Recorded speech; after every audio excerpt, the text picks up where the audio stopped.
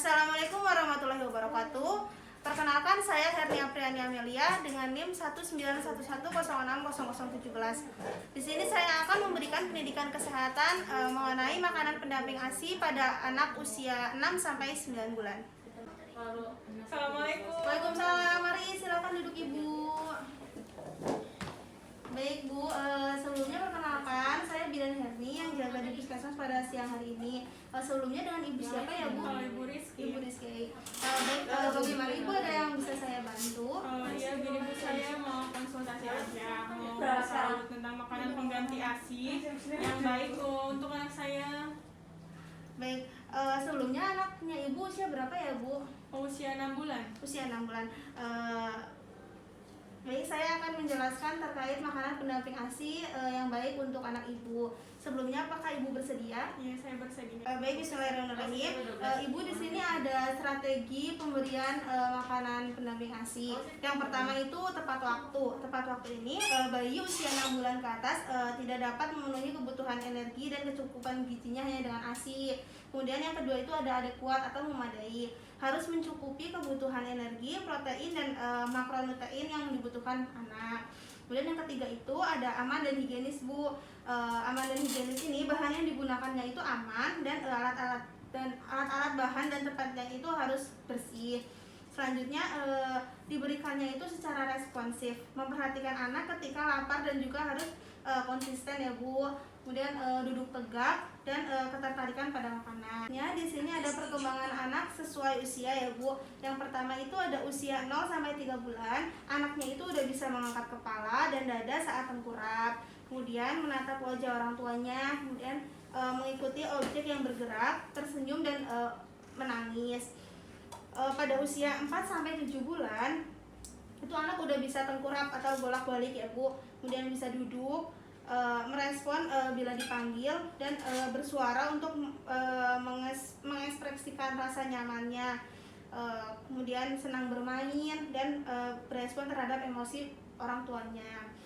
Kemudian ada usia 8 sampai 12 bulan itu anaknya udah bisa merangkak maju, kemudian melempar benda dengan sengaja dan mencoret-coret tembok ya Bu. Selanjutnya di sini ada kebutuhan energi pada anak ya Bu. Kebutuhan gizinya itu yang pertama ada energi yang dibutuhkan itu 650 kalori. Kemudian proteinnya itu 16 gram, vitamin A-nya itu 400 retinol, dan folatnya itu 80 mikrogram, kalsiumnya 400 gram, zat besinya itu 10 mg, yodiumnya 120 mg, dan zat zinknya 7,5 mg. Selanjutnya ada frekuensi makanan pendamping ASI Bu. Dari usia 6 bulan itu diberikan 2 sampai 3 kali sehari. Selanjutnya ada usia 8 bulan itu diberikan 2 sampai 3 kali sehari ditambah snack 1 sampai 2 kali sehari ya Bu. Kemudian pada usia 9 sampai 12 bulan itu diberikan 3 sampai 4 kali sehari ditambah snacknya itu 1 sampai 2 kali sehari. Yang terakhir itu ada 12 sampai 23 bulan Bu, diberikannya itu 3 sampai 4 kali sehari. Ini juga sama ditambah snack 1 sampai 2 kali sehari. Selanjutnya ada tekstur makanan pendamping ASI sesuai usia anaknya ya Bu ya. Di sini usia yang pertama itu 6 sampai 8 bulan. Pada usia ini makanannya itu halus Bu. Diberikannya itu bisa dalam bentuk pure, bubur saring, atau makanan yang ditumbuk dan dihaluskan ya Bu. Selanjutnya ada usia 8 sampai 10 bulan. Pada usia ini makanannya itu dinaikkan Bu dari yang halus sampai hingga menjadi makanan yang lembek. Contohnya itu seperti nasi tim, bubur tanpa saring, kemudian makanan yang dicincang, halus, atau irisan makanan yang lunak. Kemudian ada usia 11 sampai 12 bulan. Pada usia 12 bulan ini sendi rahang bayinya itu udah stabil dan bisa melakukan gerakan sehingga lebih mudah untuk mengunyah ya Bu. Pada usia 10 sampai 12 bulan ini bayinya itu memiliki kebutuhan energi dan nutrisi yang lebih banyak.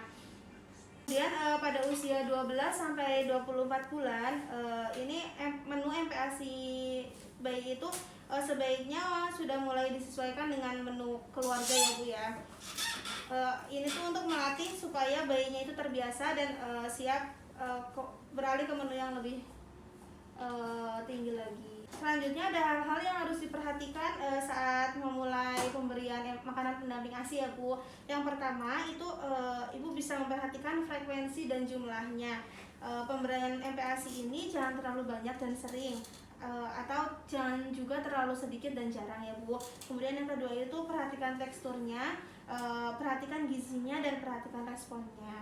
Selanjutnya yang terakhir di sini ada contoh makanan pendamping ASI sesuai usia anak ya Bu ya. Yang pertama itu ada usia 6 bulan. Di sini contohnya itu seperti nasi dengan sup daging dan sayuran, nasi tim campur sawi dan ayam. Kemudian kalau yang 7 bulan itu berbagai jenis sayuran dan buah-buahan itu bisa ya Bu. Kemudian daging merah, daging ayam, ikan dan telur, susu kayak gitu itu bisa diberikan ya Bu. Kemudian pada saat usia 8 bulan, kentang contohnya itu seperti kentang dengan daging cincang dan brokoli, kemudian nasi tim dengan kacang merah dan daging atau wortel kayak gitu. Kemudian pada saat usia 9 bulan Ibu bisa memberikan sereal gandum, potongan kecil roti panggang atau coklat yang berisi coklat, buah maupun sayuran ya Bu. Kemudian telur rebus yang dicincang kecil-kecil, kemudian tahu, selanjutnya ada potongan daging sapi dan ayam yang sudah direbus sampai lunak. Begitu Ibu. Baik Ibu, dari yang sudah saya jelaskan di atas tadi, apakah ada yang ingin ditanyakan Bu? Kayaknya sudah cukup ya Bu, sudah cukup jelas.